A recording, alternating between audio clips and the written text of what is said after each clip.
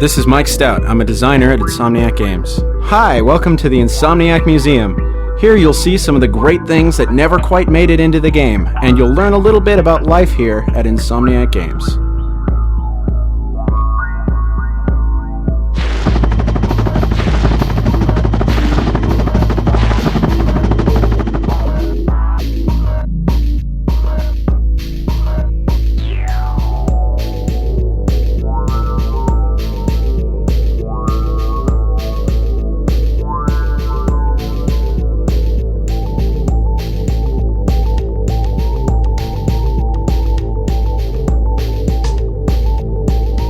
Hi, I'm Leslie Matheson. I'm a designer here at Insomniac Games. This was intended to be the water system for Ratchet & Clank. However, as even this little patch of water taxes the game engine to its limits, a modified and severely optimized form was what eventually made it into the game. To see this patch in action, press circle.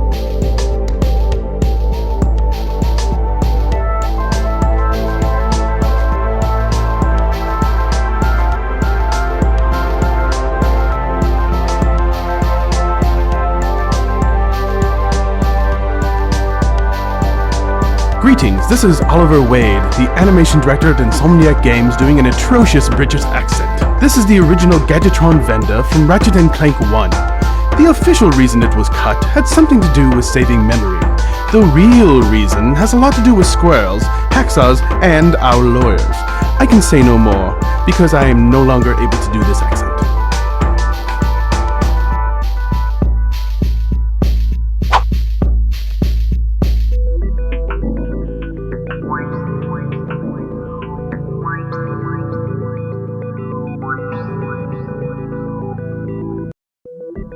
Hi there, my name's Tim Trespass. I'm a gameplay programmer here at Insomniac Games.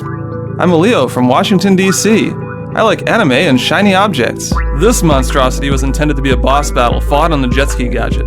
Seeing as the jet ski never made it in Ratchet & Clank, however, neither did this boss. May he rest in pieces.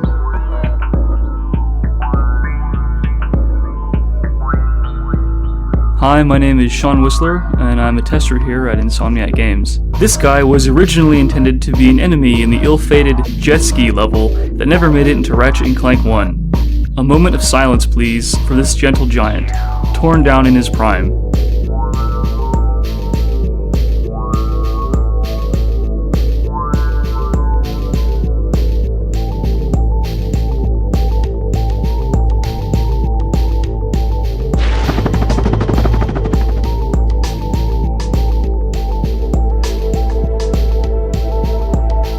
My name is Corey Stockton and I'm a designer here at Insomniac Games. You may recognize this drill from Ratchet & Clank 1. It was held by a large construction worker who gives you a lump of raritanium. This was originally a weapon called the Revolverator. Ratchet would strike enemies with it and then spin them over his head.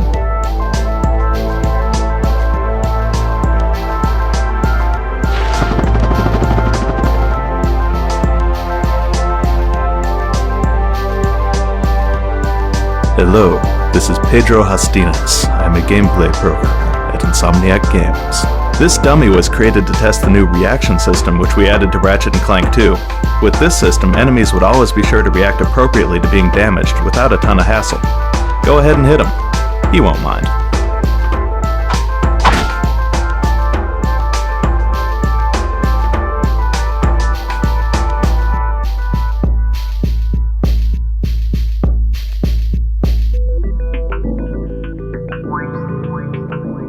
Hey, this is Peter again. This was created to test screen buffer effects.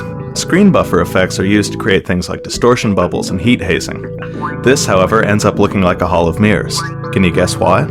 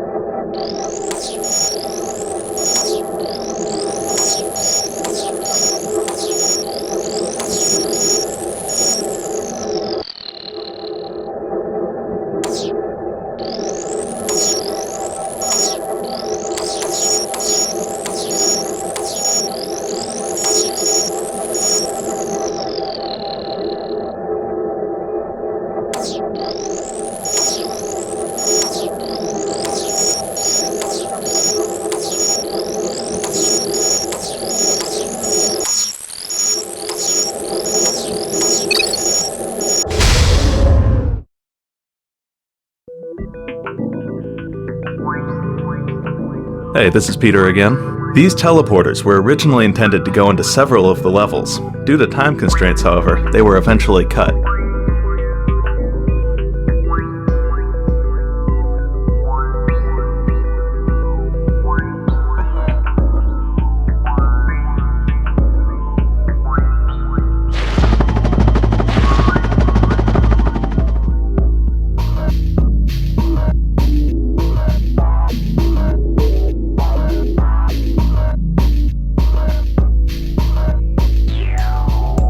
My name is Chris Town, and I'm a tester here at Insomniac Games. This helmet was the original model for the Hologuise gadget in Ratchet & Clank 1. It was eventually changed to the handheld model you see in the finished game for reasons unknown. However, we once again suspect it was due to the squirrels with hacksaws.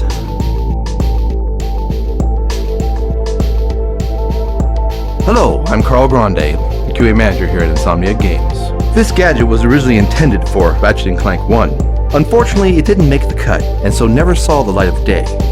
It now makes its home here at Insomniac Museum, gone but not forgotten.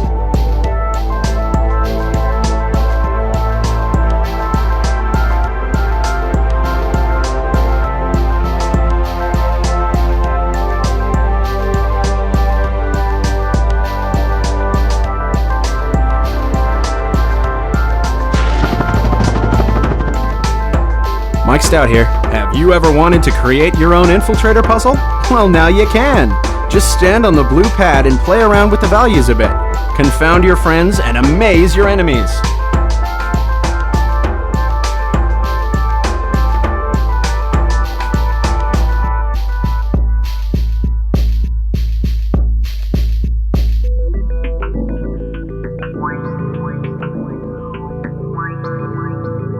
Hey, this is Peter again. This little widget was used to test our new chunk system. We lovingly call it the corn system. Notice how all the breakables in this game are much prettier? Well, that's corn working hard for you. Give it a whack and see what it does.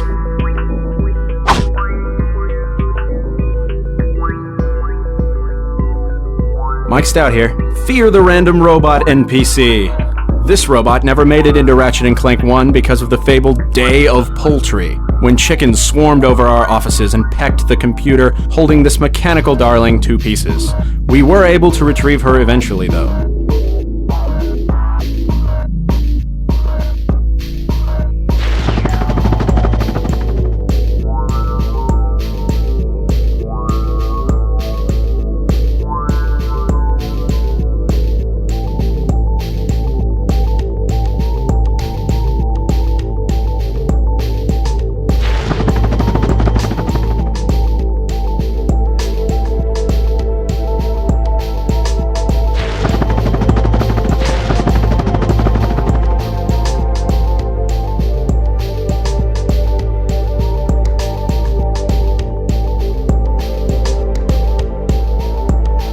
Chris here. Here at Insomniac, we're so hopped up on caffeine that we bounce off the walls! You can do the same with these gravity ramps!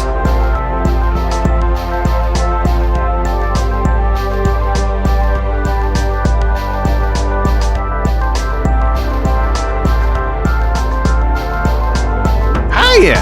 This is Oliver Wade, the animation director here at Insomniac Games. The three-headed Hydra was a big cut from Ratchet & Clank 1. It was originally intended as a mini-boss on Poketaru. Ratchet battled this beast whilst riding a boat through blowfish-infested waters. However, it didn't end up being that much fun at all.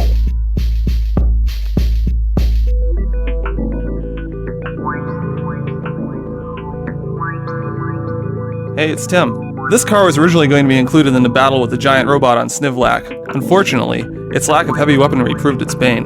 It now calls the Insomniac Museum its home.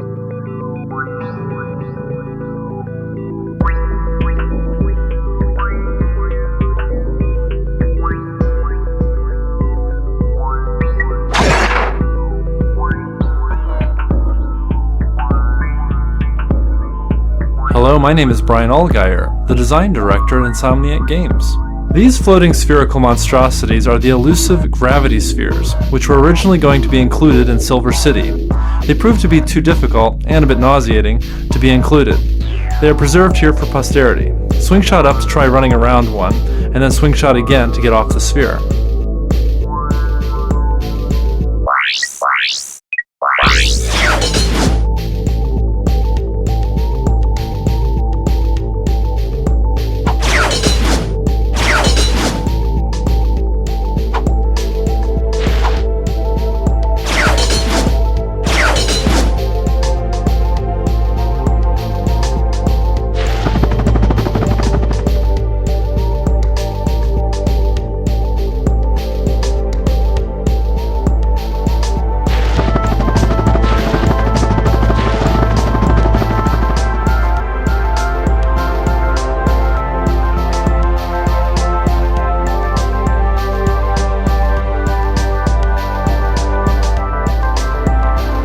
Sean here. Don't worry, Ratchet. You wouldn't have had to fight this monster even if he did make it into the game.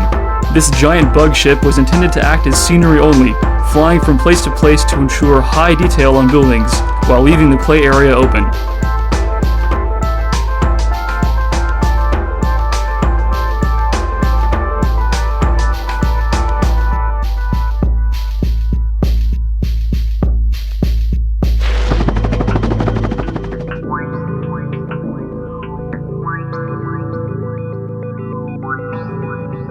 Hi, my name is Tony Garcia and I'm a programmer at Insomniac Games. This wonder of an explosion was created especially for Ratchet & Clank 2. Its extreme versatility allowed it to creep into many different places in the game.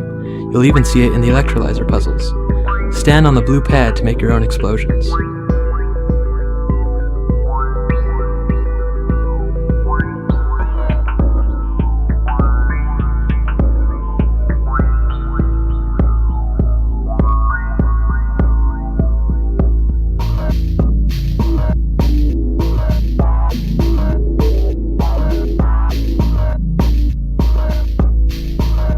Tony Garcia here. This little demonstration allows you to create your own shot effect. Using the magic of debug technology, you can edit the shot's size and color, and then watch the bandit shoot it at the blockman. Don't feel too sorry for the blockman though, he's evil.